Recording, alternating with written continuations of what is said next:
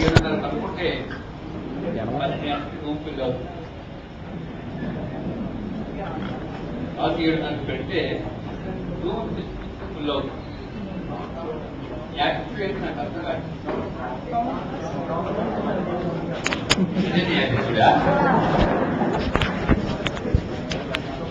ఈరోజు మనం క్లాస్ 7:30 పెట్టుకున్నాం. 7:30 క్లాస్ పెట్టినప్పుడు 30 మంది 40 మంది ఉన్నట్టున్నారు.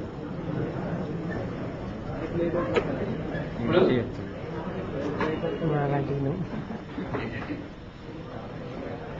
ఈటెన్ పెట్టారా? 4:08 రాయడం ఏంటంటే నేను క్లాస్ లో 7:30 ఓటు గురించి పక్కన పెట్టండి. నేను డైరెక్ట్ గా ఓపెన్ గా మీకు 7:30 అని చెప్తున్నాను. క్లాస్ లో ఫ్యాకల్టీ చెప్పింది ఇంపార్టెంట్, బోర్డు రాసింది ఇంపార్టెంట్.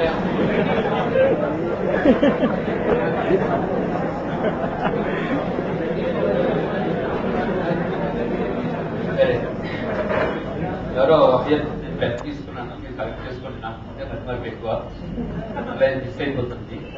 క్లాస్ అయిపోయిన తర్వాత ఇక్కడ ఉంటుంది. ఎవరికైనా ఉంచుతానంటే తీసుకోండి.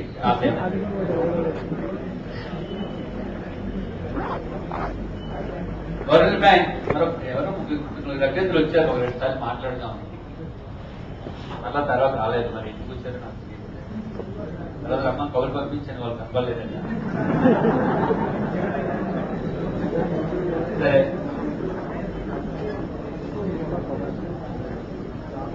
అల్పాభివృద్ధి దేశాలకు నిర్వచనం. అల్పాభివృద్ధి దేశాలకి నిర్వచనాన్ని చూస్తే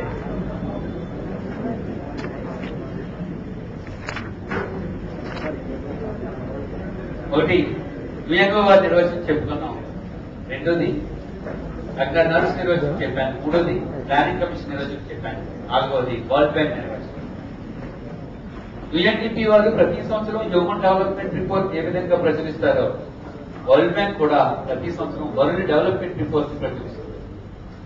వరల్డ్ డెవలప్మెంట్ రిపోర్ట్ ని ప్రచురిస్తుంది. వరల్డ్ డెవలప్మెంట్ రిపోర్ట్ లో ప్రపంచ దేశాలను విభజిస్తుంది. దేన్ని బేస్ చేసుకుని విభజిస్తుంది అంటే ప్రపంచ దేశాల తలసరాదాయాన్ని బేస్ చేసుకుని విభజిస్తుంది. ప్రపంచ దేశాల తలసరాదాయాన్ని బేస్ చేసుకుని విభజిస్తుంది.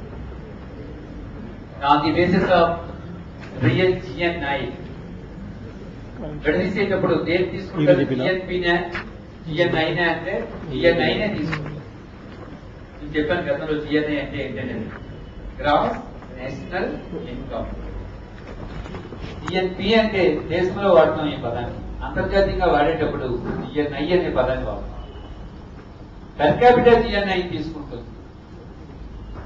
Per capital GNI. Per capital GNI అంటే అర్థం ఏంటి? దేశ జాతీయ ఆదాయాన్ని దేశ జనాభా చే భాగిస్తే వచ్చేదే తలసరి ఆదాయం. తలసరి ఆదాయానికి పేరు పెర్ క్యాపిటల్ GNI. మీకు చెప్పాను, అది కూడా జీడిపి జనాభా చేత భాగిస్తే పెర్ క్యాపిటల్ GDP వస్తుంది. GNPని జనాభా చేత భాగిస్తే పెర్ క్యాపిటల్ GNP వస్తుంది. వరల్డ్ అయితే పెర్ క్యాపిటల్ GNI వస్తుంది. ప్రపంచ బ్యాంకు తలసరి ఆదాయం ప్రాతిపదికగా తలసరి ఆదాయాన్ని ఏ పదంతో సూచిస్తాం? Per capital GNI. Per capital GNI ఆధారంగా ప్రపంచ బ్యాంకు ప్రపంచ దేశాలను వర్గీకరిస్తుంది. పెర్ క్యాపిటల్ GNI ఆధారంగా వరల్డ్ బ్యాంక్ ప్రపంచ దేశాలను వర్గీకరిస్తుంది. ప్రతి సంవత్సరం జూలై నెల 1వ తేదీన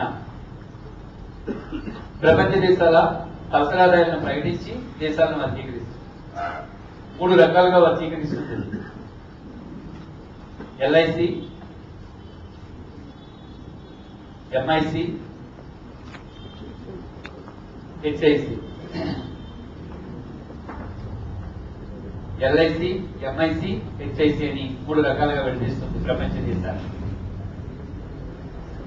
LIC అంటే లో ఇన్కమ్ కంట్రీ, MIC అంటే middle income country, HIC high income country. High income country.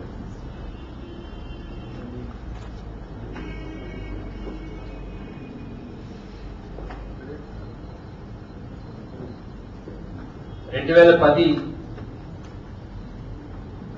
12 2013 2012లో $975 America కంటే తక్కువ తలసరి ఆదాయం వస్తే అది ఎల్ఐసి దేశాలుగా గుర్తించబడుతుంది. 975 అమెరికా డాలర్ల కంటే తక్కువ వస్తే ఎల్ఐసి దేశాలు.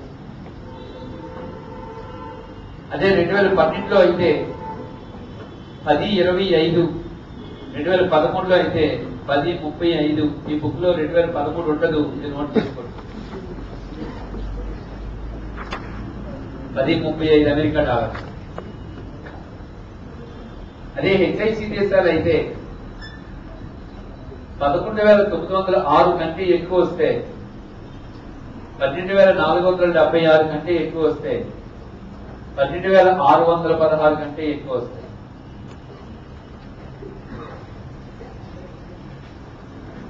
$12,616 కంటే ఎక్కువ వస్తాయి.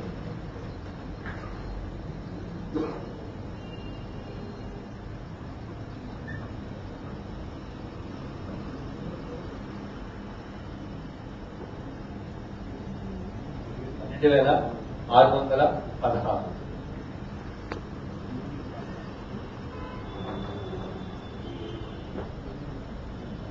ఓకేనా? అంటే లేటెస్ట్ 2013 వరల్డ్ డెవలప్మెంట్ రిపోర్ట్ ప్రకారం 2013 వరల్డ్ డెవలప్మెంట్ రిపోర్ట్ ప్రకారం 1035 అమెరికా డాలర్ల కంటే తక్కువ వస్తే ఎల్ఐసి దేశాలు, 12,616 అంతకంటే ఎక్కువ వస్తే అధిక ఆదాయం కల దేశాలు. అప్పుడు ఆటోమేటిక్ గా మధ్యలో ఏమవుతుందో తెలుసు కదా, ఏదవుతుంది? 976 నుంచి 11,905, 1026 నుంచి 12,475, 1036 నుంచి 12,615. ఓకేనా? ఇందులో ఎంఐసి దేశాలను మరలా 2 రకాలుగా విడదీస్తాం. Low middle income countries, high middle income countries. Low middle income countries, high middle income countries. దిగువ మధ్యాదాయం కల దేశాలు, ఎగువ మధ్యాదాయం కల దేశాలు. అంటే మధ్యతరగతి వరకు అంటాం మనం. మిడిల్ ఇన్కమ్ గ్రూప్ అంటాం. మిడిల్ ఇన్కమ్ గ్రూప్ అంటే ఉదాహరణకు ఒక వ్యక్తి నెలకు 20,000 శాలరీ వస్తుంది. అతను లో ఇన్కమ్మా, మిడిల్ ఇన్కమ్మా, హై ఇన్కమ్మా? Middle income. మరో వ్యక్తికి 40,000 వస్తుంది. లో ఇన్కమ్మా, మిడిల్ ఇన్కమ్మా, హై ఇన్కమ్? అతను మిడిల్ ఇన్కమ్. ఒక వ్యక్తికి 60,000 శాలరీ వస్తుంది. అతను మిడిల్ ఇన్కమ్. 20,000 అయినా, 40,000 అయినా, 60,000. కానీ తేడా ఏంటంటే మిడిల్ ఇన్కమ్ లో లో మిడిల్ ఇన్కమ్ వాళ్ళు ఉంటారు, హై మిడిల్ ఇన్కమ్ వాళ్ళు ఉంటారు. అట్లాగే ఇట్లా మిడిల్ ఇన్కమ్ కంట్రీస్ మళ్ళా 2 రకాలుగా విడదీస్తాం. Lower middle income countries,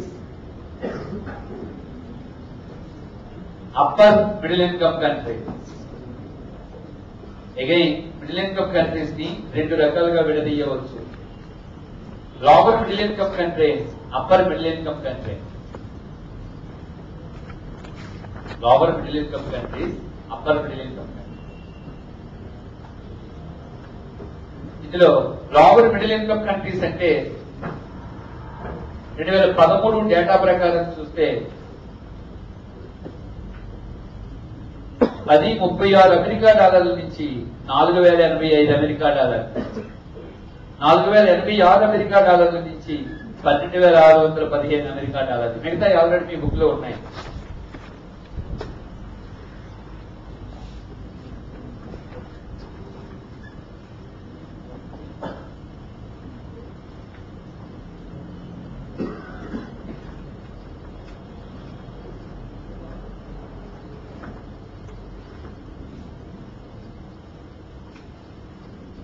add చేసుకున్నారు కదా. అది 2013 వరల్డ్ డెవలప్మెంట్ రిపోర్ట్ ప్రకారం మిడిల్ ఇన్కమ్ కంట్రీస్ అంటే 1036 అమెరికా డాలర్ల నుంచి 4,085 అమెరికా డాలర్ల మధ్యలో వస్తే లోవర్ మిడిల్ ఇన్కమ్ కంట్రీస్. 4,086 నుంచి 12,615 మధ్యలో వస్తే అప్పర్ మిడిల్ ఇన్కమ్ కంట్రీస్. ఇలా ప్రపంచ దేశాలు మనం ఎల్ఐసి, ఎంఐసి, హెచ్ఐసి అని విడదీసి. సరే, మన టాపిక్ ఏంటి? అల్పాభివృద్ధి దేశాలు. వాటిని ఎలా విడదీస్తే మనకి ఎందుకు? మనకు కావాల్సిన అల్పాభివృద్ధి దేశాలు అంటే ఏంటో చెప్పు. అల్పాభివృద్ధి దేశాలు అంటే ఏవి? మొదటి 2 దేశాల్ని అల్పాభివృద్ధి దేశాలని పిలుస్తారు. మొదటి 2 అంటే ఏమండి? LIC, MIC. ఈ రెండింటినీ కలిపి, ఎల్ఐసిని ఎంఐసిని కలిపి అల్పాభివృద్ధి దేశాలు, అభివృద్ధి చెందుతున్న దేశాలు అంటారు. 3వ జాబితాని అంటే హెచ్ఐసిని అభివృద్ధి చెందిన దేశాలు అంటారు. ఎల్ఐసిని ఎంఐసిని కలిపి అభివృద్ధి చెందుతున్న దేశాలు అంటారు. హెచ్ఐసిని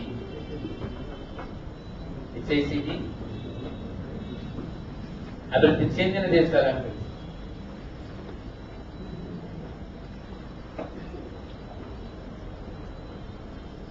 చూడండి, ఏమైనా కాలనీస్ లో కానీ క్వార్టర్స్ లో కానీ ఉంటాయి. గవర్నమెంట్ క్వార్టర్స్ లో కానీ ఈ పదాలు వాడుతుంటారు. ఎల్ఐసి, ఎంఐసి, హెచ్ఐసి అంటారు. లో income group, middle income group, high income group అని అంటారు. హెచ్ఐసి అంటే వాళ్ళు చాలా ఎక్కువ ఏరియా ఇస్తారు. వాళ్ళు ఒక 500-600 గజాల స్థలంలో ఇల్లు కట్టేస్తారు. వాళ్ళు హెచ్ఐసి గ్రూప్. వాళ్ళ శాలరీస్ చాలా ఎక్కువ ఉంటాయి. ఎల్ఐసి అంటే లో కేటగిరీ గ్రూప్ వాళ్ళందరూ. ఎంఐసి అంటే మధ్యస్థాయి కేటగిరీ. ఏదైనా కాలనీలో ఆ పదాలు కూర్చుంటారు. ఎల్ఐసి, ఎంఐసి, హౌసెస్ లేదా ఎల్ఐసి. ఇంకోటి ఏంటంటే ఏవో కాలనీలు ఉంటాయి కదా, 5 రకాల కాలనీలు, గవర్నమెంట్ క్వార్టర్స్ ఉంటాయి, అక్కడ పదాలు వాడుతూ ఉంటాయి.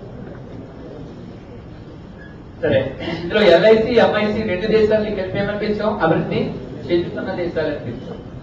ఒకసారి ప్రపంచ జనాభా చూస్తే మొదటి 2 దేశాలలో కలిపి, అంటే అభివృద్ధి చెందుతున్న దేశాలలో ప్రపంచ జనాభాలో ఎంత జనాభాను కలిగి ఉన్నవి? 84% జనాభాను కలిగి. ప్రపంచ జనాభాలో 84% జనాభా ఎక్కడుంది? అభివృద్ధి చెందుతున్న దేశాలలో ఉంది. అభివృద్ధి చెందుతున్న దేశాలలో.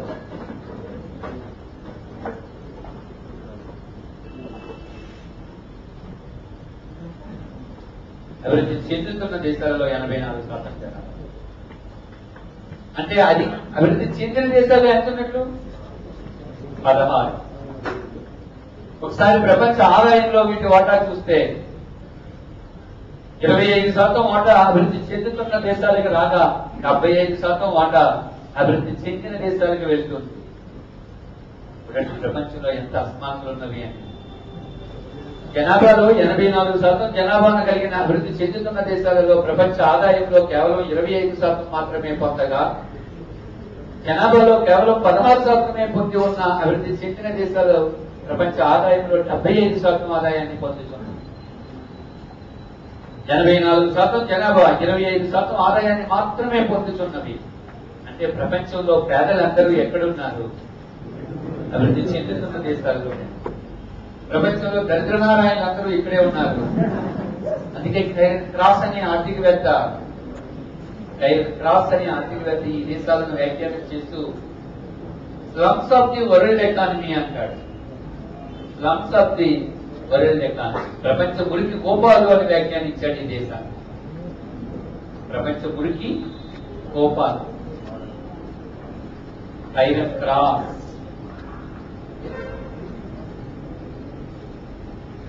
Iron cross.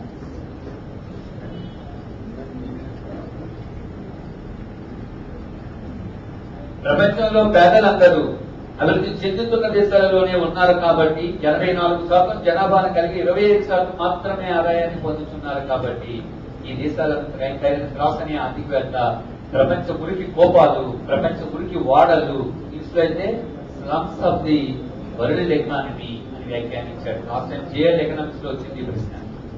స్టేట్మెంట్ ఇచ్చి ఈ స్టేట్మెంట్ చెప్పింది ఎవరు అని అంటే క్రాస్ గారి వ్యాఖ్యానం.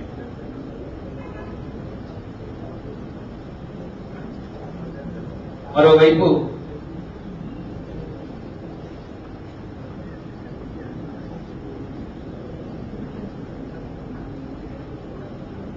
ఇండియాని చైనాని ఒకసారి అబ్జర్వ్ చేస్తే ఇండియా చైనా ప్రపంచ జనాభాలో ఇండియా జనాభా ఎంత 17%. ప్రపంచ ఆదాయంలో ఇండియా ఆదాయం ఎంత 2%. అంటే అభివృద్ధి చెందిన దేశాలన్నీ ఒకవైపు ఉంటే ఇండియా ఒక్కటే మరొక వైపు. అభివృద్ధి చెందిన దేశాల జనాభా అంతా కలిపి 16% అయితే ఒక ఇండియా జనాభాయే 17%. సరే జనాభాలో ముందంజలో ఉంటే ఉంటుందివ్వండి, మరి ఆదాయం పరిస్థితి ఏంటి? అభివృద్ధి చెందిన దేశాలన్నింటికి కలిపి 75% ఆదాయం వస్తే మనకి 2% ఆదాయం వస్తుంది. అంటే ప్రపంచంలోని దరిద్ర నారాయణులందరిలో ఎక్కువ మంది దరిద్రులు ఎక్కడున్నారు అంటే మన ఇండియాలో. ప్రజలందరూ ఎక్కువగా ఎక్కడున్నారంటే ఇండియాలో. మరోవైపు చైనాని చూస్తే చైనా జనాభా ప్రపంచ జనాభాలో 20%. 20% జనాభా చైనా. కానీ ప్రపంచ ఆదాయంలో చైనా 6% ఆదాయాన్ని పొందుతుంది. 6% ఆదాయాన్ని పొందుతున్నారు. సవరించాలని చెప్పాను. ఎగ్జాక్ట్ గా అయితే 5.9 5.9.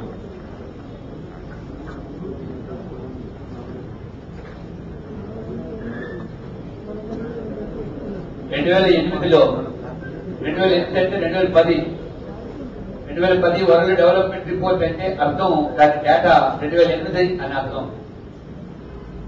ఇక్కడ 2012 వరల్డ్ డెవలప్మెంట్ రిపోర్ట్ అంటే దాని అర్థం దాని డేటా 2011 అని అర్థం. 2013 వరల్డ్ డెవలప్మెంట్ రిపోర్ట్ అంటే దాని డేటా 2012 అని అర్థం. సో 2008 సంవత్సరానికి లేదా 2010 వరల్డ్ డెవలప్మెంట్ రిపోర్ట్ లో ఇండియా యొక్క తలసరి ఆదాయం 10.70 America dollar, 1070 American dollar. 10.70 America dollar.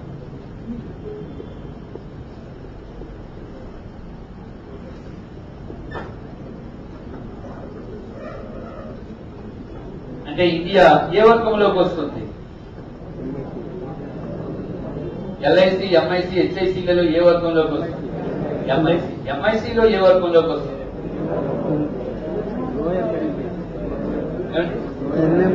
Lower middle income countries జాబితాలో. యాక్చువల్గా 3 సంవత్సరాల క్రితం వరకు మనం ఎల్ఐసి వర్గంలోనే ఉండేవాళ్ళం. ఈ మధ్య మనం ప్రమోషన్ ఎంఐసిలో చేయడం. ఎంఐసిలో అంటే ఏదో టాప్ లో ఏమీ లేవు, బార్డర్ లో ఉన్నాం. 10.70 అమెరికా డాలర్తో పవర్ మిడిల్ ఇన్కమ్ కంట్రీస్ లో. టెక్ క్లాస్ వచ్చిందంట. మనం టెక్ క్లాస్ వచ్చిందంటే ఎంత?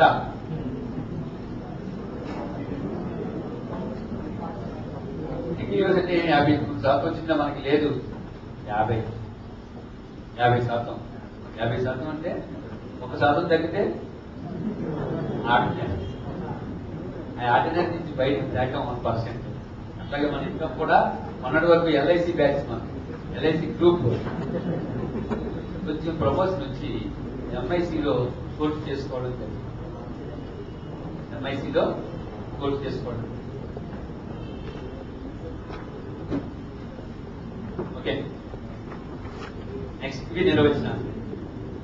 దీని తర్వాత లక్షణాలు చెప్పుకునే ముందు మీకు ఆల్రెడీ నేను జాతీయ ఆదాయంలో చెప్పాను.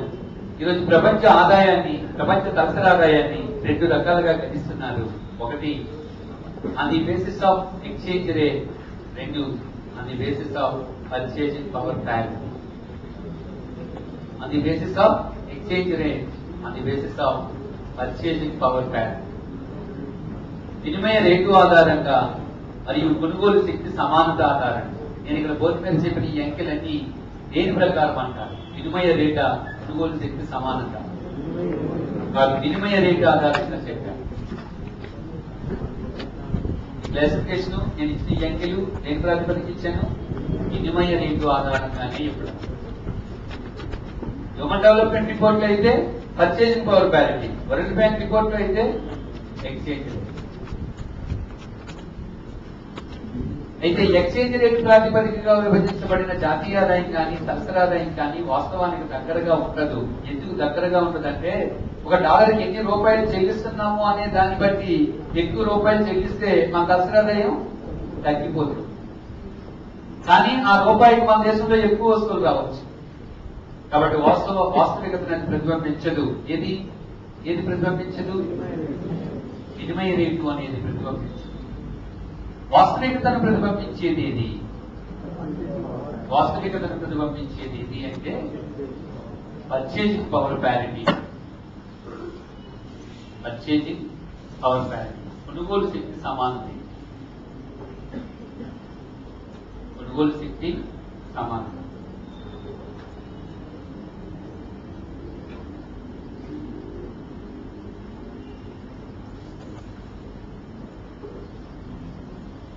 కొనుగోలు శక్తి సమానత.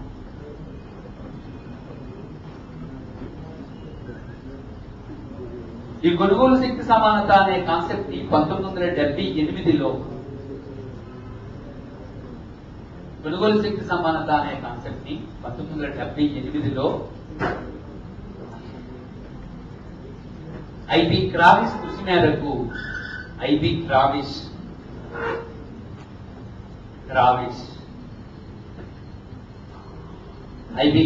కృషి మేరకు United Nations International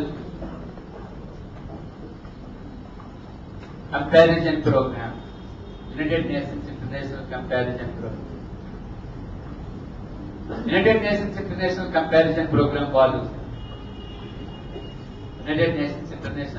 Comparison Programme వాళ్ళు దీన్ని ప్రాచుర్యంలోకి తీసుకొచ్చింది.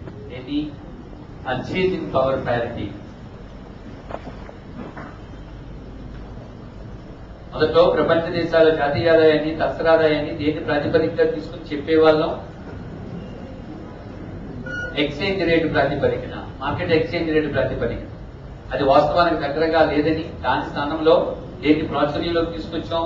పర్చేజింగ్ పవర్ ప్యారిటీని ప్రాచుర్యంలోకి తీసుకొచ్చాం. ఈ పర్చేజింగ్ పవర్ ప్యారిటీ అనే కాన్సెప్ట్ ని ఐబి క్రావిస్ అందించిన కృషి మేరకు United Nations International Comparison Programme వారు ప్రాచుర్యంలోకి తీసుకొచ్చారు. నిజానికి పర్చేజింగ్ పవర్ ప్యారిటీ అనే సిద్ధాంతాన్ని అంతర్జాతీయ వ్యాపారంలో చెప్పింది గుస్తావ్ కాస్టల్.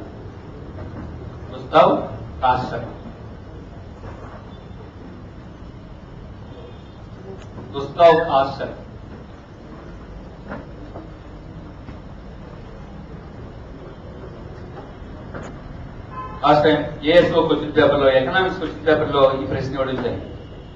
పర్చేజింగ్ పవర్ ప్యారిటీ సిద్ధాంతాన్ని ప్రతిపాదించింది ఎవరు అనేది గుస్తావ్ కాస్టల్. ఇండియా యొక్క తలసరాదాయం ఎక్స్చేంజ్ రేట్ ప్రకారం ఎంత చెప్పుకున్నాం? 2008లో 10.70. అదే పర్చేజింగ్ పవర్ ప్యారిటీ ప్రకారం ఎంత ఉంది? 2930.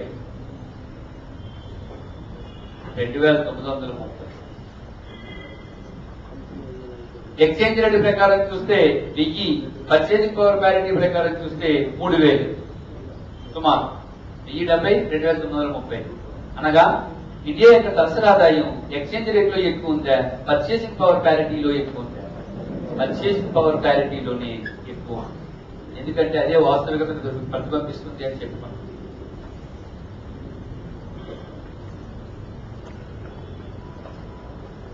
నేను ఈ అంశాలన్నీ మీకు ఆల్రెడీ గతంలో చెప్పాను. జాతీయ ఆదాయం టాపిక్ చెప్పాను.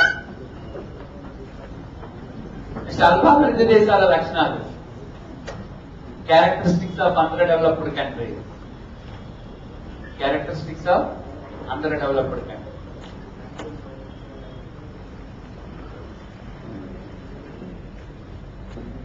అల్పాభివృద్ధి దేశాల లక్షణాల్లో మొట్టమొదటిది low per capita income. Low per capita income.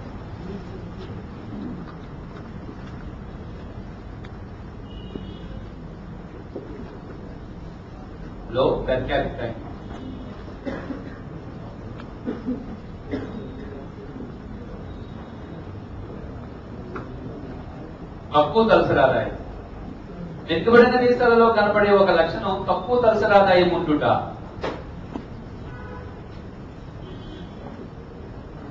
తక్కువ తలసరాదాయం వల్ల ఏమవుతుంది?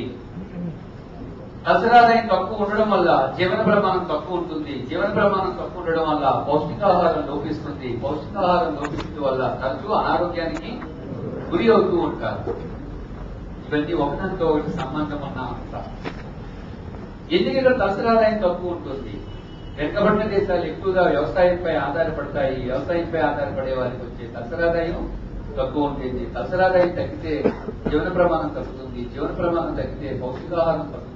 పౌష్టికాహారం తగ్గితే తరచూ వ్యాధులకి లోనవ్వాల్సిన పరిస్థితి వస్తుంది. ఇది లక్షణం. ఇప్పుడు ఈ లక్షణం మన ఇండియాకు ఉందా లేదా? అల్పాభివృద్ధి దేశం యొక్క లక్షణం ఏంటి? ఆ లక్షణం మన ఇండియాకి ఉందా లేదా అని చూస్తే లో పర్ క్యాపిటా ఇన్కమ్ అనే లక్షణం మన ఇండియాకి కూడా ఉంది, భారత్కి కూడా ఉంది.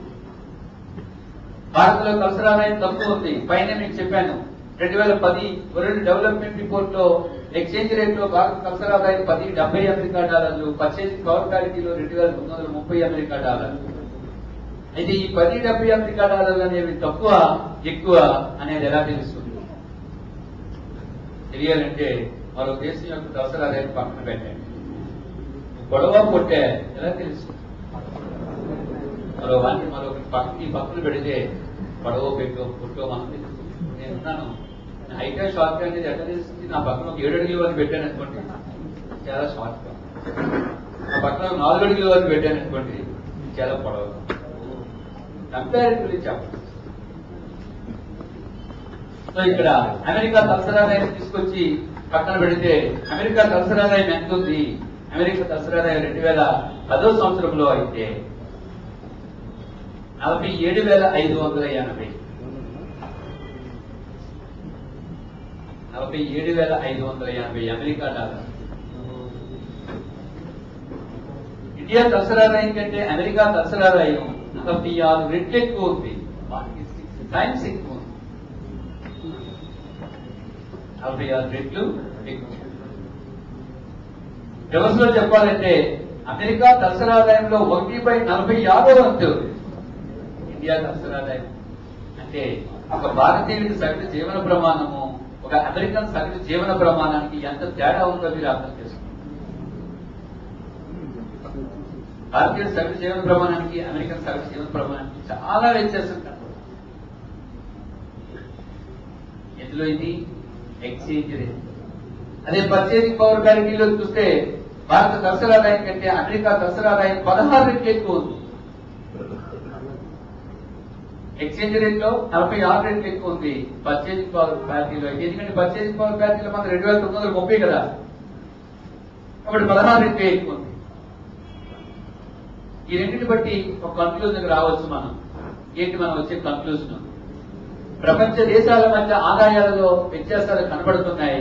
ఈ వ్యత్యాసాలు ఎక్స్చేంజ్ రేటు కంటే పర్చేసింగ్ పవర్ ప్యారిటీలో ఎక్కువనే తక్కువగా ఉంది. ఎక్స్చేంజ్ రేట్ కంటే పర్చేసింగ్ పవర్ ప్యారిటీలోనే ప్రపంచ దేశాల మధ్య ఆదాయ వ్యత్యాసాలు అనేవి తక్కువగా కనిపిస్తుంది.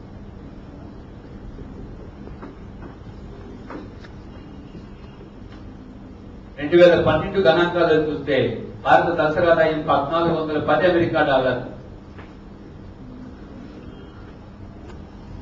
1410 అమెరికా డాలర్ 2012 డేటా ప్రకారం.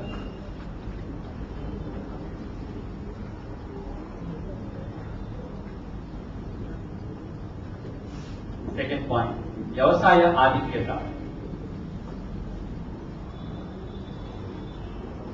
Predominance of agriculture.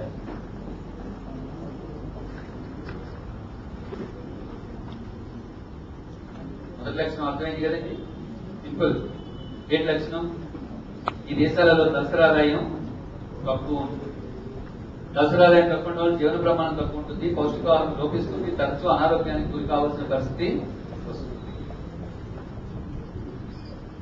మా తలసరాదాయం ఎంత? 2010లో 1070, 2012లో 1410. ఎక్కువ తక్కువ అయింది. ఎక్కువ తక్కువ తెలియాలంటే పక్కన మన దేశం పెట్టి అమెరికా తలసరాదాయంతో పోల్చి చూస్తే మనం చాలా తక్కువ ఉంది. మన తలసరాదాయం కంటే అమెరికా తలసరాదాయం 46 రెట్లే. అదే పర్చేసింగ్ పవర్ ప్యారిటీలు అయితే 16 రెట్లే. సో భారత తలసరాదాయం తక్కువ.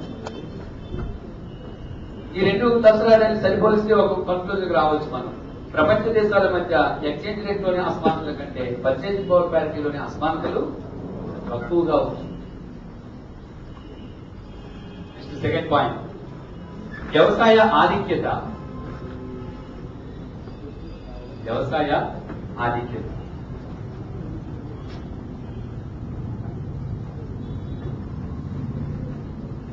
వ్యవసాయ ఆధిక్యత predominance of agriculture. Predominance of agriculture.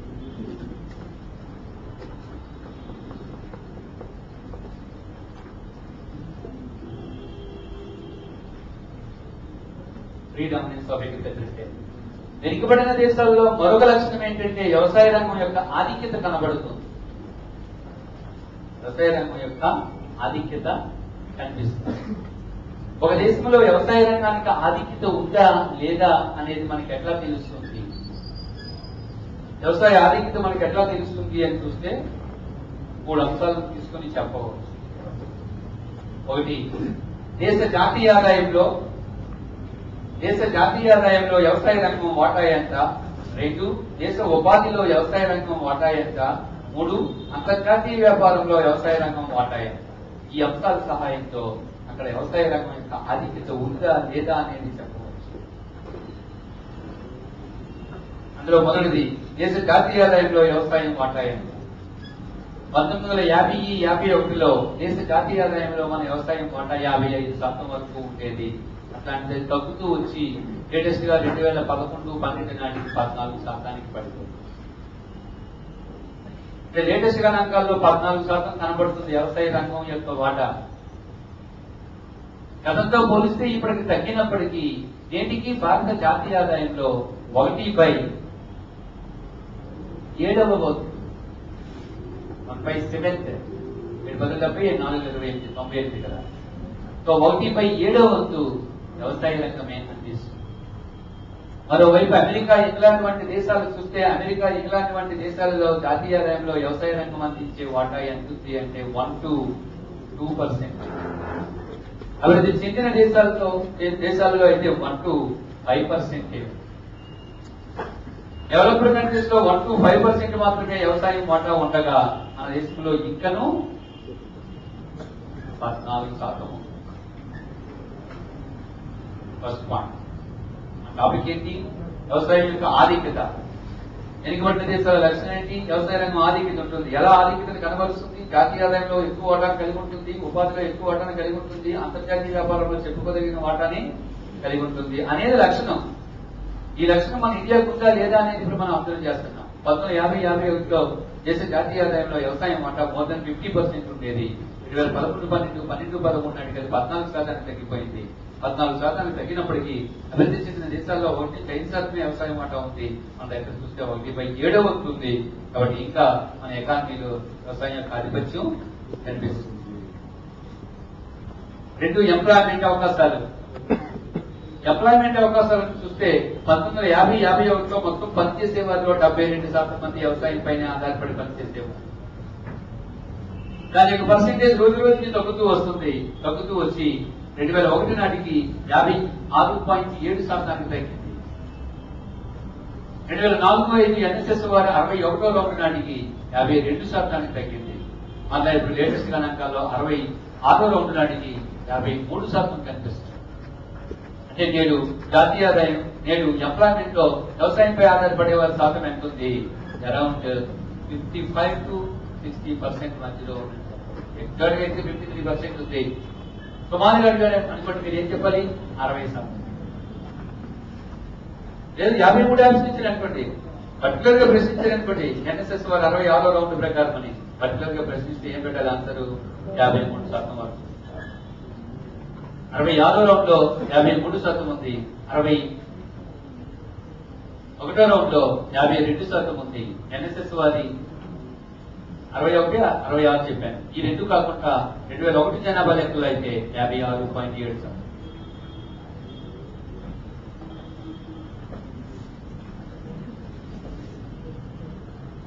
Okay.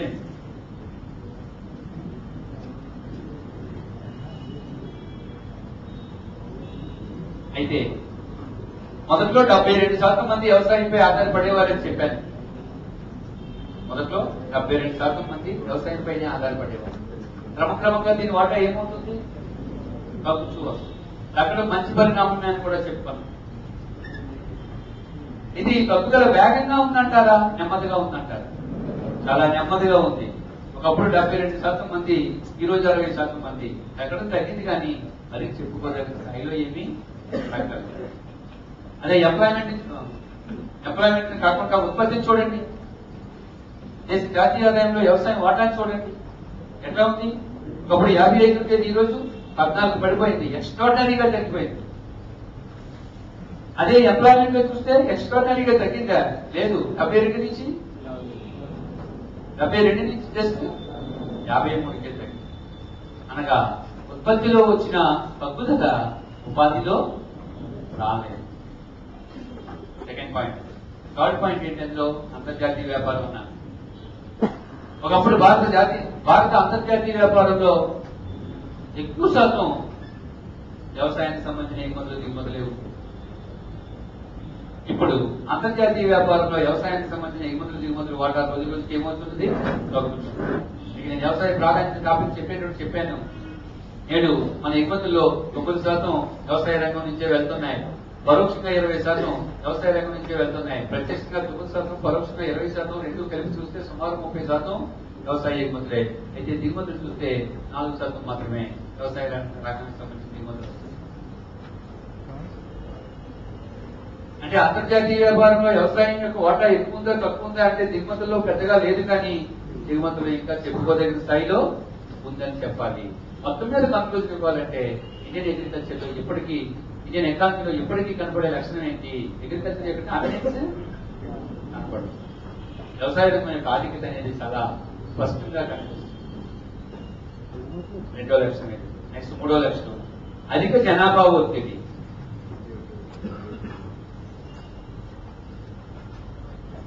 Over population, population pressure.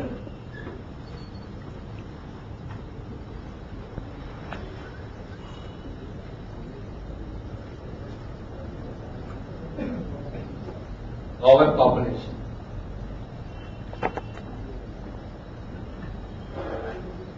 Over population, అధిక జనాభా లేదా జనాభా ఒత్తిడి. వెనుకబడిన దేశాలలో కనపడే మరొక లక్షణం ఏంటి అంటే జనాభా ఒత్తిడి ఎక్కువగా ఉండుట. జనాభా ఒత్తిడి ఎక్కువగా ఉంది. ఈ లక్షణం మన ఇండియాలో చాలా స్పష్టంగా కనిపిస్తుంది. మనకి జనాభా పరిణామ సిద్ధాంతం అని ఒక సిద్ధాంతం ఉంది. జనాభా పరిణామ సిద్ధాంతం, theory of demographic transition. Theory of demographic transition. జనాభా పరిణామ సిద్ధాంతం ఏం చెబుతుంది? జనన మరణ రేట్లకి ఆర్థికాభివృద్ధికి మధ్య గల సంబంధాన్ని చెప్పేదే జనాభా పరిణామ సిద్ధాంతం.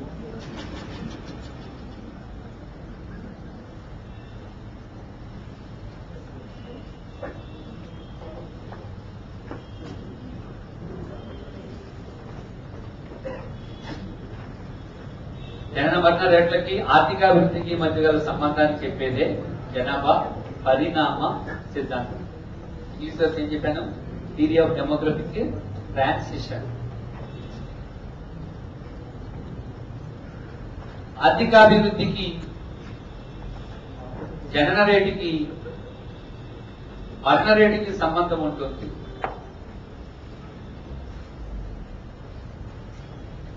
ఆర్థికాభివృద్ధికి, జనన రేటుకి, మరణ రేటుకి సంబంధం ఉంటుంది.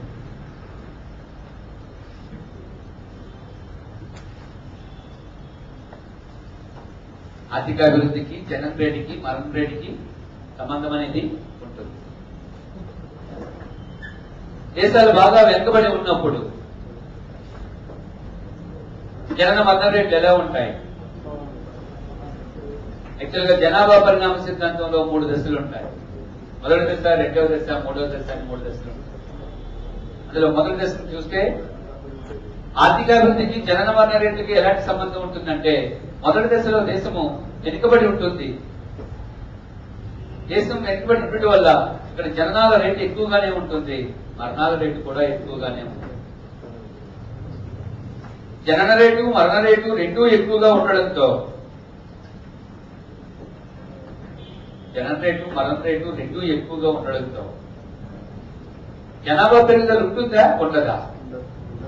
జనాభా పెరుగుదల ఎక్కువ ఉంటుందా తక్కువ ఉంటుందా?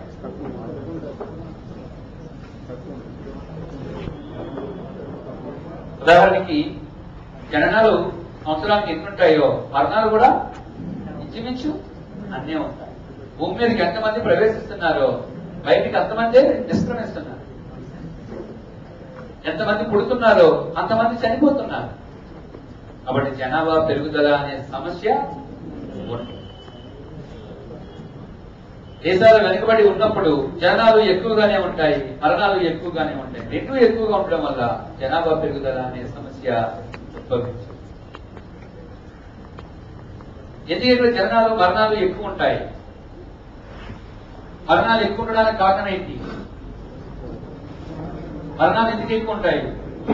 మరణాలు ఎందుకు ఎక్కువ ఉంటాయంటే వ్యవసాయ ఆధిక్యత ఉండటం వల్ల, నష్టరాదాయం తక్కువ ఉండటం వల్ల, జీవన ప్రమాణం తక్కువ ఉండటం వల్ల, పౌష్టికాహారం తక్కువ ఉండటం వల్ల, తరచూ అనారోగ్యంతో బాధపడుతూ ఉండడం వల్ల మరణాలు. దేశాలు వెనుకబడి ఉన్నప్పుడు వైద్య సదుపాయాలు అంతగా అభివృద్ధి చెంది ఉండవు కాబట్టి మరణాలు ఎక్కువ ఉంటాయి. దేశాలు వెనుకబడి ఉన్నప్పుడు ప్రజల్లో అంత అవగాహన ఉండదు కాబట్టి, ఆరోగ్యంపై అంత అవగాహన ఉండదు, పరిశుభ్రతపై అంత అవగాహన ఉండదు కాబట్టి సరైన వైద్య సదుపాయాలను పొందలేదు. దేశాలు వెనుకబడి ఉన్నప్పుడు మెడికల్ ఫెసిలిటీ అంతగా డెవలప్ అవ్వదు. ప్రాణాంతకమైన వ్యాధులు ఏమైనా వస్తే వాటికి నివారణ ఉండదు. ప్రాణాంతకమైన వ్యాధులు వచ్చినా, అంటువ్యాధులు సంభవించిన కొన్ని వేల మంది జనాభా ఒకేసారి చనిపోతుంటారు. అందువల్లే దేశాలు బాగా వెనుకబడి ఉన్నప్పుడు మరణాలు అనేవి ఎక్కువ ఉంటాయి. మరి మొదటి దశలో జననాలు ఎందుకు ఎక్కువ ఉంటాయి? మొదటి దశలో జననాలు కూడా ఎక్కువ ఉంటాయి. దీనికి కారణం ఏంటంటే దేశాలు వెనుకబడి ఉండుట, అక్షరాస్యత అంతగా లేకుండుట, మహిళలకు అక్షరాస్యత చేరకుండుట, కుటుంబ నియంత్రణపై అవగాహన లేకుండుట, బాల్య వివాహాలు ఎక్కువగా జరుగుట, ఈ కారణాల వల్ల జననాలు అనేవి ఎక్కువ ఉంటాయి. అంతేకాకుండా దేశాలు వెనుకబడి ఉన్నప్పుడు పేదరికం ఎక్కువ ఉంటుంది. పేదరికం ఎక్కువ ఉండడం వల్ల పేదలు తమ పిల్లలను ఆస్తులుగా భావిస్తారు. కాబట్టి జననాలు ఎక్కువ ఉంటాయి. దీనికి తోడు దేశాలు వెనుకబడి ఉన్నప్పుడు శిశు మరణాలు ఎక్కువ ఉంటాయి. శిశు మరణ రేటు ఎక్కువ ఉంటుంది. శిశువులు ఎక్కువ చనిపోతుంటారు. పుట్టిన పిల్లలు వేగంగా చనిపోతూ ఉంటారు. పుట్టిన పిల్లలు వేగంగా చనిపోవడం వల్ల భయపడి కుటుంబాలు ఎక్కువ సంతానాన్ని కోరుకుంటాయి. 5, 6, 7, 8 మంది పిల్లలు ఇష్టపడతారు. అందులో కొంతమంది పోయినా కొంతమంది అయినా మిగులుతారని రిజర్వేషన్ చేసుకుని కాబట్టి మొదటి దశలో జననాలు ఎక్కువ. సో మొదటి దశలో జననాలు ఎక్కువగానే ఉంటాయి, మరణాలు ఎక్కువగానే ఉంటాయి. రెండూ ఎక్కువగా ఉండడం వల్ల జనాభా పెరుగుదల అనే సమస్య ఉద్భవించింది. జననాలు మరణాలు రెండూ ఎక్కువగా ఉండడం వల్ల జనాభా పెరుగుదల అనే సమస్య ఉద్భవించింది. అంటే జనాభా పెరుగుదల పెద్దగా ఏమీ ఉండదు. అది మొదటిది. మన టాపిక్ ఏంటి? అల్పాభివృద్ధి దేశాల లక్షణాలు. అల్పాభివృద్ధి దేశాలు జనాభా పరిణామ సిద్ధాంతంలో రెండవ దశలోకి ప్రవేశించి ఉంటాయి. మొదటి దశని ఓవర్టేక్ చేసి దాన్ని పూర్తి చేసుకుని రెండవ దశలోకి వచ్చేస్తారు. రెండవ దశ లక్షణం ఏంటి? రెండవ దశలో దేశాలు అభివృద్ధి చెందుతూ ఉంటాయి.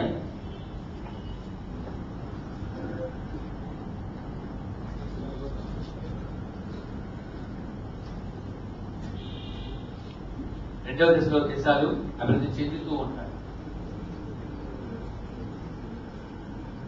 రెండవ దశలో దేశాలు అభివృద్ధి చెందుతూ ఉంటాయి. అభివృద్ధి చెందుతూ ఉన్నప్పుడు జనన రేట్లు ఎలా ఉంటాయి? అభివృద్ధి చెందుతూ ఉన్నప్పుడు జనన రేట్లు ఎలా ఉంటాయని చూస్తే, నెంబర్ 1 మరణాలు ఎలా ఉంటాయి? దేశాలు అభివృద్ధి చెందుతూ ఉన్నప్పుడు మరణాలు తగ్గిపోతాయి. ఎందుకు తగ్గుతాయి? దేశాలు అభివృద్ధి చెందుతూ ఉన్నప్పుడు వ్యవసాయ రంగం నుంచి పారిశ్రామిక రంగం వైపు మార్పు చెందుతూ ఉంటారు. ప్రజలకు అవసరాదాయం పెరుగుతూ ఉంటుంది. వారి జీవన ప్రమాణం పెరుగుతుంది. పౌష్టికాహారం లభిస్తుంది. పౌష్టికాహారం లభించడంతో మరణాలు ఏమవుతాయి, తగ్గిపోతాయి. దేశాలు అభివృద్ధి చెందుతూ ఉన్నప్పుడు ప్రాణాంతకమైన అంటువ్యాధులకి నివారణ కనిపెట్టబడుతుంది.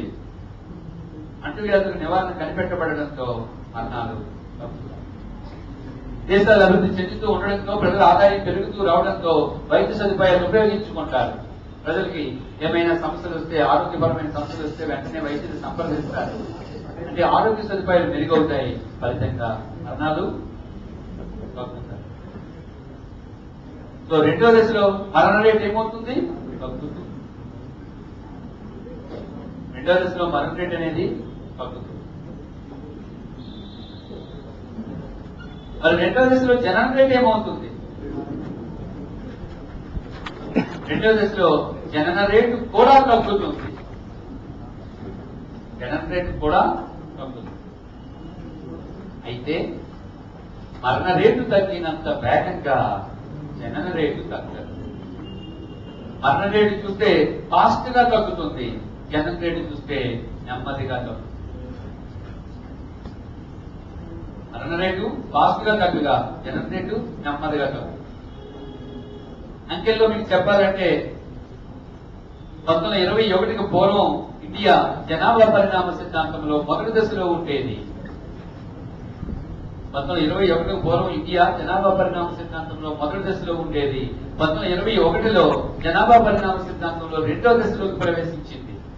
1921కి పూర్వం ప్రతి 1000 మంది జనాభాకి జననాలు 48, 49 ఉండగా మరణాలు కూడా 47, 48 ఉండేవి. ఇంచుమించుగా ఎంతమంది జన్మిస్తున్నారో అంతమంది మరణించేవారు. కాబట్టి జనాభా పెరుగుదల అనే సమస్య ఉద్భవించేది కాదు మొదటి దశలో.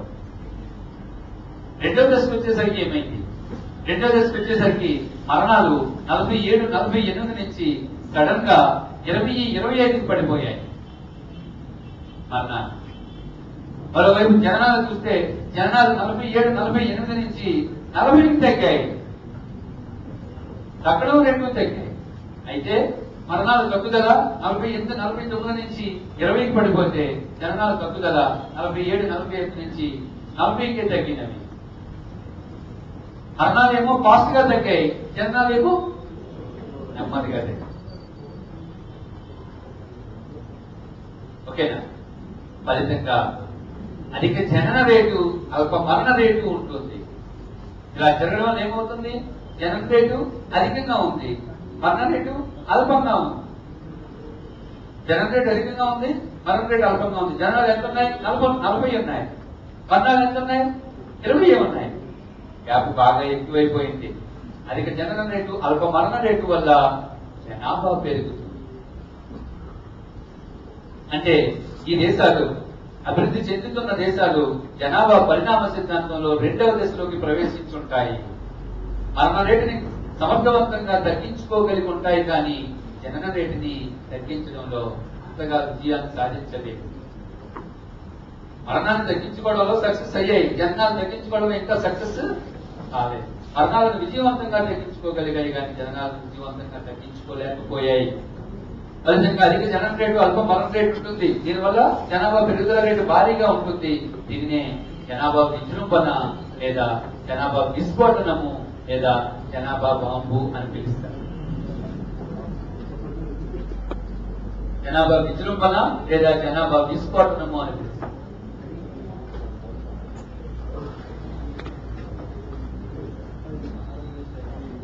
రెండో దశకు వచ్చేసరికి మరణాలు ఏమయ్యాయి?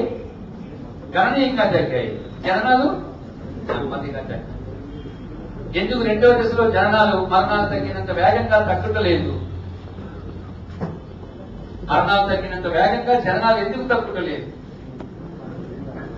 ఎందుకు తగ్గలేదు అంటే దేశాలు అభివృద్ధి చెందుతూ ఉన్నప్పుడు అక్షరాస్యత పెరుగుతుంది, కానీ ఇంకా దిగువ వర్గానికి చేరదు. మహిళలకు అక్షరాస్యత పూర్తిగా చేరదు. దిగువ వర్గానికి చేరకపోవడం వల్ల, మహిళలకు అక్షరాస్యత పూర్తిగా చేరకపోవడం వల్ల సమాజ వైఖరిలో పూర్తిగా మార్పు రాదు. సమాజ వైఖరిలో పూర్తిగా మార్పు రాకపోవడం వల్ల ఇంకా జనం రేట్ ఎక్కువగానే ఉంది. ముఖ్యంగా స్త్రీ విద్య లేకపోవడం వల్ల కాంట్రాసెప్టివ్ మెజర్స్, కుటుంబ నియంత్రణ పద్ధతులు ఎట్లా ఉపయోగించుకోవాలో అవగాహన లేకపోవడం వల్ల జనాభా పెరిగిపోతుంది రెండో దశలో. ఇంకా రెండవ దశలో పేదరికం ఇంకా కొనసాగుతుంది. పేదలు తమ పిల్లల్ని తమ ఆస్తులుగా భావిస్తారని చెప్పి పేదవారు పిల్లలను కరెంటు ఖాతా వల్లే భావిస్తారు. ఎక్కువ మంది పిల్లలు ఉంటే బ్యాంకులో కరెంటు ఖాతాలో సొమ్ము ఉంటే మనకి ఎప్పుడు కావాలంటే అప్పుడు ఆ సొమ్మును తీసుకోవచ్చు. పిల్లలు ఎక్కువ మంది ఉంటే వృద్ధాప్యంలో మనకి ఎవరో చూడకపోతారా అని భావించి ఎక్కువ మంది పిల్లలు ప్రోత్సహిస్తారు. ఇప్పటికీ పల్లెటూరులో చూడండి, పిల్లలే తమ ఆస్తులుగా సంపాదనగా భావిస్తారు. పల్లెటూరు ఇప్పటికీ చూడండి, ఎవరైనా పక్కింటి వాళ్ళు మాట వింటూ ఉంటే మనకు తెలుస్తుంటది, ఇంకేం బాబు నలుగురు కొడుకులు అంట, ఎవడో ఒకటి చాలు బయటకు పంపించేయండి. అంటే ఆ ఉద్దేశం, నలుగురు కొడుకులు ఉన్నారంటే ఎవరో ఒకరు చూడకపోతారు. పేదవాళ్ళు ఇప్పటికీ తమ పిల్లల్ని ఆస్తులుగా భావిస్తున్నారు. బ్యాంకులో కరెంటు ఖాతాలా భావిస్తున్నారు. మన కరెంటు ఖాతాలో సొమ్ము ఉందనుకోండి, నీకు ఎప్పుడు నెక్స్ట్ అప్పుడు డబ్బు తీసుకోవచ్చు. ఒక 5 పిల్లలు ఉన్నారనుకోండి, మనకి ఎవరో ఒకరు సంపాదించి మనకు డబ్బు పెట్టకపోతారు అనేది వాళ్ళు. సో అందుకే ఇక్కడ ఇంకా జనం రేటు ఎక్కువగా ఉంటుంది.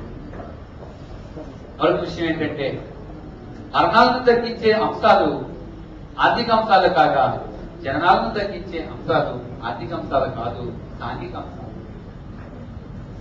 మన ఆర్థిక స్థాయి పెరుగుతుంటే ఆటోమేటిక్ గా మరణాలు పడిపోతాయి. ఈ దగ్గర డబ్బు మంచిగా ఉంది, న్యూట్రిషన్ కూడా తీసుకుంటున్నావు, మరణాలు పడిపోతున్నాయి, మరణాలు పడిపోతాయి. నీ దగ్గర డబ్బు మంచిగా ఉంది, అనారోగ్యం వస్తే వెంటనే డాక్టర్ సంప్రదిస్తావు, ఆటోమేటిక్ గా మరణాలు పడిపోతాయి. కానీ జనన రేటును తగ్గించేది మాత్రం ఆర్థిక అంశం కాదు. ఏ అంశం? సాంఘిక అంశం. సాంఘిక అంశాలే జనన రేటును తగ్గిస్తాయి. నువ్వు అసలు యాటిట్యూడ్ లో మార్పు రావాలి. నువ్వు ఒక్కవే చదువుకుని, నువ్వు ఒక్కవే డబ్బు సంపాదించుకున్నంత మాత్రాన్ని సరిపోదు. ప్రజల ఆలోచనలో కూడా మార్పు రావాలి, అప్పుడే జనాలు తగ్గుతాయి. చిన్న ఉదాహరణ, ఇంటర్కాస్ట్ మ్యారేజ్ ఉంది మనకి, కులాంతర వివాహాలు. క్లాస్మేట్ అమ్మాయి, మంచి అమ్మాయి, గుణవంతురాలు, ఇష్టపడ్డావు, వివాహం చేసుకోవాలనుకున్నావు, బట్ ఇంటర్ క్యాస్ట్, నీకు పైసలు ఉన్నాయి, మంచి చదువుకున్నావు, విద్యావంతుడివి, నీకు ఓకే వివాహం చేసుకుందాం ఉంది, అమ్మాయికి నీకు ఇద్దరు ఇష్టపడ్డారు. బట్ సొసైటీ ఆమోదిస్తుందా? లేదు. సొసైటీ ఆమోదించదు, కుటుంబం ఆమోదించదు, బంధువర్గం ఆమోదించదు. ఇలాంటి మ్యారేజ్ చాలా వరకు ఫెయిల్ అవుతుంది. ఎందుకు ఫెయిల్ అవుతుంది అంటే, నువ్వు ఎడ్యుకేటెడ్ అయినా ఇంకా పీపుల్ ఎడ్యుకేటెడ్ కాదు. నీకు బ్రాడ్ యూ ఉన్నా పీపుల్కి ఇంకా బ్రాడ్ యూ లేదు. అంటే కులాంతర వివాహాలు జరగడం అనేది సొసైటీపై ఆధారపడుతుంది. సొసైటీ ఇంకా యాక్సెప్ట్ చేయలేదు. కానీ నువ్వు తొందరపడి ఆవేశపడి ఇంటర్ కాస్ట్ మ్యారేజ్ చేసుకున్నావు అనుకో, వ్యవస్థలో నీ పిల్లలు చాలా సమస్యలు ఎదుర్కోవాల్సి వస్తుంది. నా ఉద్దేశం, నేను దానికి యాంటీ అని కాదు, కాన్సెప్ట్ చెప్తున్నాను. నేను అప్పుడు ఉద్దేశం కాన్సెప్ట్ చెప్తున్నాను. నువ్వు తొందరపడి ఆవేశపడి వివాహం చేసుకున్నావు, రేపు నీ పిల్లల పరిస్థితి ఏంటి? మీ బంధుమిత్రులందరూ నీకు దూరం అవుతారు. రేపు వాళ్ళ పిల్లలు వివాహం చేసేటప్పుడు ఏ కమ్యూనిటీతో వివాహం చేస్తారు? ఇలా ఎన్నో సమస్యలు వస్తాయి. పైగా సొసైటీకి నువ్వు చాలా దూరంగా వెళ్ళి బ్రతకాల్సిన పరిస్థితి కూడా వస్తుంది. ఈ శుభకార్యమైన అశుభకార్యమైన నీ బంధుమిత్రులు ఎవరూ రాదు. అంటే ఇంకా సోషల్ ఆబ్స్టికల్స్ చాలా ఉన్నాయి. నువ్వు ఒక్కడికి ఎడ్యుకేటెడ్ అయితే సరిపోదు, అది నేను చెప్పొచ్చే విషయం. ఇక్కడ కొన్ని అంశాలు సొసైటీతో ముడిపడి ఉంటాయి. జనం రేట్ అనేది సొసైటీతో ముడిపడ్డాం. చాలా ఎడ్యుకేటెడ్, బ్రాడ్గా ఆలోచిస్తున్నాం, ఒకరు చాలే అనుకుని భావిస్తున్నాం. ఒకరు చాలే అనుకుని నువ్వు భావిస్తున్నప్పటికీ ప్రజల్లో ఇంకా అంత ఆలోచన రాలేదు, అంత మార్పు రాలేదు. పల్లెటూరు అనుకోండి, పట్టణాలు అయితే ఎవరు పట్టింపు చేసుకుంటారు. పల్లెటూరు అనుకోండి, చుట్టుపక్కల ఉన్న అమ్మలతో రోజుకి ఒకరు వస్తుంటారు. బాబు ఒక్కడే ఎట్లా సంతానం వాళ్ళకి తోడు నీడ ఎవరో లేకపోతే ఎట్లా? ఇప్పుడు రోజు మన ఇంటి దగ్గర ఏవో కథలు వినిపిస్తాయి. వాళ్ళు బాధపడలేక రెండో సంతానానికి వెళ్ళాల్సి వస్తుంది. ఒకవేళ దురదృష్టం కొద్ది ఇద్దరు అమ్మాయిలే అనుకోండి, అదృష్టం కొద్ది ఇద్దరు అమ్మాయిలే అనుకోండి, ఇద్దరు అమ్మాయిలే అయితే అదృష్టం కొద్ది ఇద్దరు లక్ష్మీదేవి, అదృష్టం కొద్ది ఇద్దరు లక్ష్మీదేవి అయితే ఏమండి? నువ్వు చాలా బ్రాడ్ గా ఉన్నావు. నాకు కాదు, అమ్మాయి అయినా అబ్బాయి అయినా ఒకరే, ఈక్వల్స్ గా ఇద్దరికి నువ్వు ఇచ్చి నువ్వు చాలా మంచిగా బ్రాడ్ గా ఆలోచించావు. ఇద్దరు ఎవరైతే ఏమి మంచిగా వాళ్ళు చదివించుకుంటే వాళ్ళు నా పేరు నిలబెట్టే చాలని అనుకున్నాను. కానీ చుట్టుపక్కల ప్రజలు ఒప్పుకోరు. మనం అమ్మాయిలు ఏం చేస్తారా, మరి నీ వారసులు లేకపోతే ఎలా, నీ తదనంతరం నీకు కుటుంబ పేరు నిలబెట్టేది ఎవరు, నీ ఆస్తి వారసులు ఎవరు, నీ పేరు నిలబెట్టేది ఎవరు, నేను బయటకు పంపించేసేది ఎవరు అని చెప్పి చుట్టుపక్కల అమ్మాయిలు. అంటే నేను ఎందుకు చెప్తున్నానంటే నువ్వు బ్రాడ్ గా ఉండడం కాదు, నువ్వు ఎడ్యుకేటెడ్ అవడం కాదు, పీపుల్ ఎడ్యుకేటెడ్ కావాలి. సొసైటీలో మార్పు రావాలి అంటే సొసైటీలో మార్పు వచ్చినప్పుడే జనం రేటు గణనీయంగా తగ్గుతుంది. వాడు ఏమంటాడంటే మరణ రేటుని ప్రభావితం చేసే అంశాలు వేరే, జనన రేటుని ప్రభావితం చేసే అంశాలు వేరే. మరణ రేటుని ప్రభావితం చేసే అంశాలు ఆర్థిక అంశాలు కాగా, జనన రేటుని ప్రభావితం చేసే అంశాలు సాంఘిక అంశాలు. ఆర్థిక అంశం అంటే నీ ఎకనామిక్ స్టేటస్ పెరిగితే చాలు, ఆటోమేటిక్ గా మరణ రేటు కంట్రోల్ అయిపోతుంది, తగ్గిపోతుంది. ఇప్పుడు జనం రేటు తగ్గాలంటే మాత్రం నీ యాటిట్యూడ్ లోనే కాదు, పక్కవారి యాటిట్యూడ్ లో కూడా మార్పు రావాలి.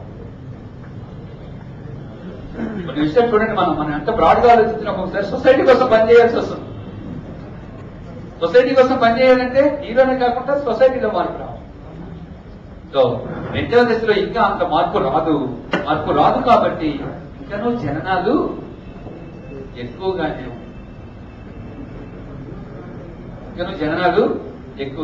సో రెండవ దశ లక్షణం ఏంటి? రెండవ దశ లక్షణం ఏంటంటే అధిక జననాలు అల్ప మరణం. అధిక జననాలు అల్ప మరణాలు ఉండడం వల్ల జనన మరణాల మధ్య వ్యత్యాసం పెరగడం వల్ల జనాభా పెరుగుతుంది. దీన్నే జనాభా విజృంభణ లేదా జనాభా విస్ఫోటనం అని పిలుస్తాం. ఇండియాలో 1921 సంవత్సరంలో జనాభా పరిణామ సిద్ధాంతంలో రెండో దశలో అడుగు పెట్టడం జరిగింది.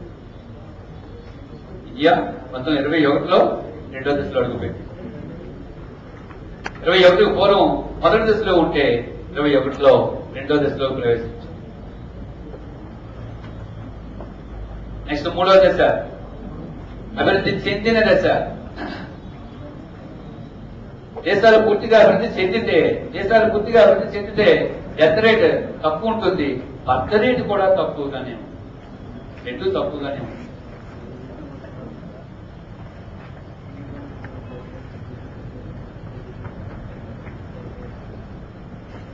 జనన రేటు మరణ రేటు రెండు కూడా తక్కువగానే. మూడో దశ అంటే పూర్తిగా అభివృద్ధి చెందిన దశ. ఇక్కడ మరణాలు ఎలాగో తక్కువగా ఉంటాయి. ఎందుకు తక్కువ ఉంటాయో ముందే చెప్పాను, రెండో దశలోనే నేను చెప్పాను. దేశాలు పూర్తిగా అభివృద్ధి చెందినప్పుడు ప్రజలకు అవసరాదాయం ఎక్కువ ఉంటుంది, జీవన ప్రమాణం ఎక్కువ ఉంటుంది, పౌష్టికాహార లభ్యత ఎక్కువ ఉంటుంది కాబట్టి మరణాలు పడిపోతాయి. వైద్య సదుపాయాలు విస్తరిస్తాయి కాబట్టి మరణాలు పడిపోతాయి. ప్రాణాంతకమైన వ్యాధులు నివారణ కనిపెట్టబడుతుంది ప్రాణాంతకమైన వ్యాధులకి కాబట్టి మరణాలు పడిపోతాయి.